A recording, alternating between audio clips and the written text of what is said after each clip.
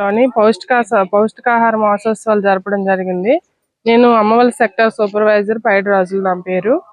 ఈరోజు ఏంటంటే సెప్టెంబర్ 1 నుంచి 30వ తేదీ వరకు పౌష్టికాహార మాసోత్సవాలు జరుపుతాము. ఐసిడిఎస్ పరిధిలో ఉన్న అందరికి కూడా, లబ్ధిదారులకి, గ్రామస్తులకి అందరికి కూడా పౌష్టికాహారం వల్ల తీసుకోవడం వల్ల లాభాలు ఏంటి, ఎలాంటి పౌష్టికాహారం తీసుకోవాలి, లోకల్ గా దొరికే ఫుడ్ నే ఎలా ఉపయోగించి తీసుకోవాలి అనేది మా ఐసిడిఎస్ తరఫున అంగన్వాడీ వర్కర్స్, అలాగే ఆశా వర్కర్స్, ఏఎన్ఎం అందరి సహాయంతో కూడా అన్ని డిపార్ట్మెంట్లు కలిపి మేము ఇదంతా నిర్వహించడం జరుగుతుంది. దీనిలో భాగంగా ఏంటంటే మన లోకల్ గా దొరికిన ఫుడ్ ఐటమ్స్ ఏవైతే ఉన్నాయో, సామలు, కొర్రలు, రాగులు, ఇవన్నీ కూడా ఎలా తీసుకోవాలి, దీంతో పాటు అంగన్వాడీ నుంచి వస్తున్న బాల సంజీవిని కిట్టు, బియ్యం, పప్పు, నూనె, ఇవి గుడ్లు, పాలు అనేవి ఎలా తీసుకోవాలనేది దీని గురించి వివరించడం జరుగుతుంది.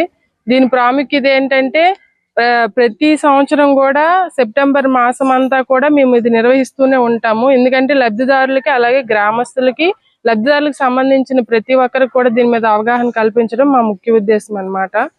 దీని ప్రకారం ఏంటంటే మీరు ఫ్రూట్స్ తినాలి అనేసి అంటే ఎక్కడో ఏవో దొరికేవని కాదు, మీకు లోకల్ గా దొరికే జామకాయలు, లేదా మీకు లోకల్ గా దొరికే సాములు, కొర్రలు ఏవైతే ఉన్నాయో అవి తీసుకున్నా కూడా హెల్దీ అని చెప్పడం జరుగుతుంది.